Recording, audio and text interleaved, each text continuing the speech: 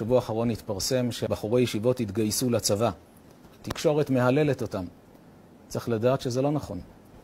הם צריכים להמשיך ללמוד תורה. אם מדובר בבחור שהוא מתבטל, בטל זה משהו אחר. אבל אם אתה לומד תורה, עם ישראל זקוק לתורה שלך. צריך גם חיילים, צריך צבא, צריך הכל.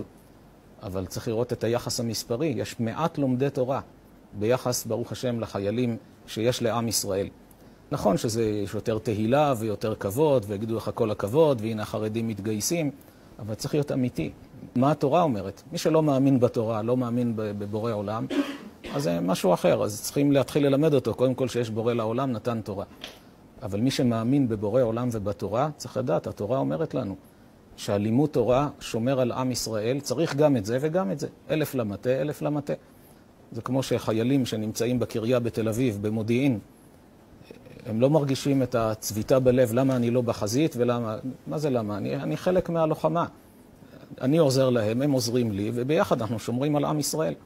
כך גם כל אדם. רק מצד שני, הלומדי תורה צריכים לדעת בתקופה הזו למסור נפש על התורה יותר מימים רגילים. אם ימים רגילים מרשים לעצמם, פה ושם הפסקות, לצאת לאיזה משהו. פה ימים ולילות, צריך לזכור, יש חיילים שמוסרים נפש בשדה הקרב, אנשים נלחמים עם חוסר שינה. זה אמר רב חיים שמואלביץ במלחמת 6 הימים, כמה הוא דיבר עם הבחורים בישיבה, מספרים שהוא עצמו היה הולך לישון עם נעליים.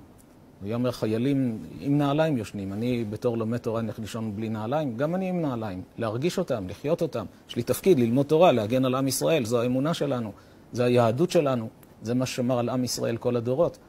אבל להרגיש את הצער, להרגיש את הכאב ולהתמסר, לוותר על פינוקים, להקדיש יותר זמן לתורה, וכך גם כל יהודי, גם מי שלא בחור ישיבה, לא גייסו אותך, אפילו אתה מגויס ויש לך זמנים שאתה יכול לשבת ללמוד תורה, לקרוא תהילים, תפילות. יש הרבה שלקחו שמות של חיילים, מקדיש את התורה שלו לשמירתו של אותו חייל, התפילה שלו לאותו חייל. זה בעצם החוסן והכוח שיש לעם ישראל כדי לשמור ולהגן, ויהי רצון שנזכה במהרה לגאולה שלמה בחסד ורחמים, ושהדברי תורה יהיה לשמירת עם ישראל, חיילי ישראל, בכל מקום שהם, וכל אויבי ישראל חרבם תבוא בליבם וקשתותם תשברנה.